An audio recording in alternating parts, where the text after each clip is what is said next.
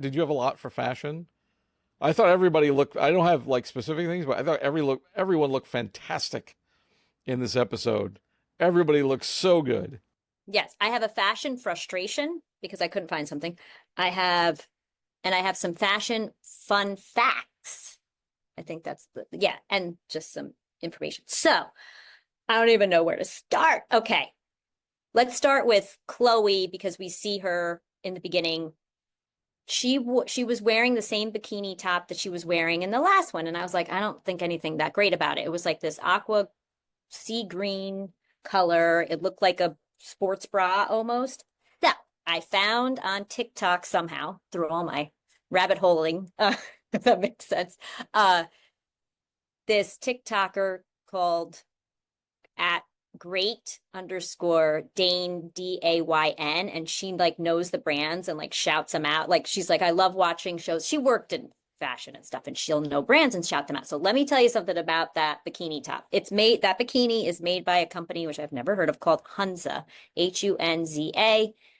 I did find a similar if people really like it on Amazon, and I will post that. But that company made the same dress that we see Julia Roberts in the first scene of Pretty Woman. And it's the same material. And I knew there was something about that material for real that I was like, something's familiar about that material. It looks like it's kind of scrunchy. And that was her dress. I believe it was the white top. And then it was connected at her like sternum to a skirt, a blue skirt. And is that a little throw to, she was a prostitute? Chloe thinks she's a prostitute. So I thought that was a really cool kind of, I mean, I couldn't believe this woman like whipped that information out. So I can't take the credit for that. I loved Sitala, I'm saying it wrong now. Sitala's dress slash robe when she meets up with Rick at that restaurant. It was gorgeous. I was looking it up all over the place. It looked like it was made of jacquard. I couldn't find it. I think I found a little bit of a similar one. Also in the first scene, Chloe, this is my fashion frustration. Chloe is wearing, it looks like a cover up or a wrap. It's like black. It's not that exciting, but I got very stuck on it.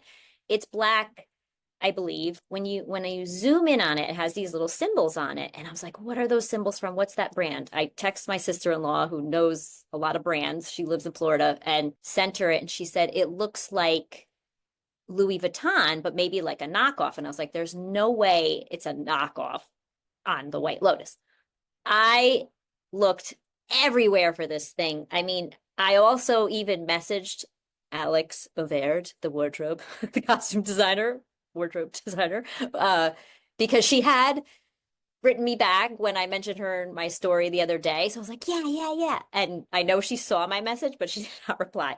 I cannot find this thing. So if I find it before we, when we upload the episode, I'll put a link if we happen to find it. That would be cool. That was my fashion frustration. I wanted to point out that Jacqueline's phone case, I believe, when she was talking to her husband, has like a leopard print on it, reminded me of her bathing suit. I didn't look into the phone case. But speaking of phone cases, now there's a pop socket line of the White Lotus. So it's the White Lotus pop sockets. I think I sent you the picture of it. I was like, oh my God, you gotta be kidding. They're pretty cool, like phone covers and these. I don't have one of those things on my phone, by the way, but I just like, they're making products all over the place off of the White Lotus.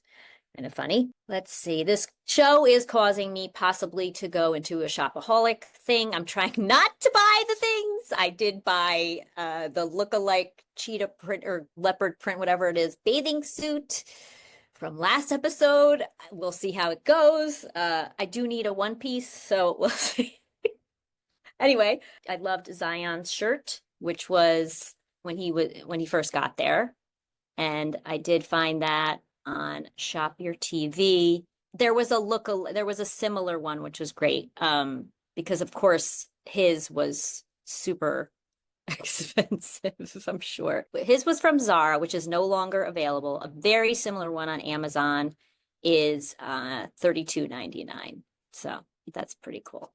Oh, I loved Victoria's caftan. When she goes to the monastery, I thought it was gorgeous. I think that was I think that was sold out. I almost bought it. Oh my God. I found a similar, I was like, no, I'm trying to hold myself back. I found a similar one on Amazon, and then I found the same one on eBay. So on Amazon, it was $39. On eBay, it was 28. And I almost bought it on eBay, but I did not. At what age do women consider caftans? When does that happen? I think caftans have a bad rap, right?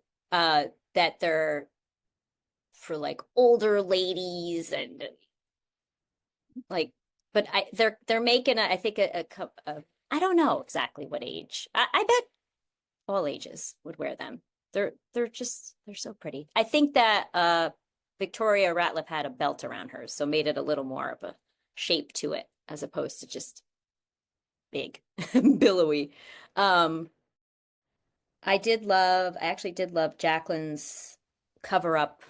It was pink with some, pattern in it. It's $350. It was sold out.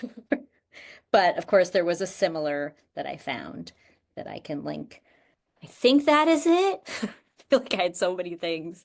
No, there was a lot more in this episode because it wasn't just a carryover. Like there was a new day and new places and all that kind of stuff. So it was a lot more new costumes going on. By the way, the pink cover up, Jacqueline's pink cover is sounds really funny. Poupette, St. Barth is the brand, and it's no longer available. But again, I did find one on Amazon that was very similar. This is the BTRP Media Network.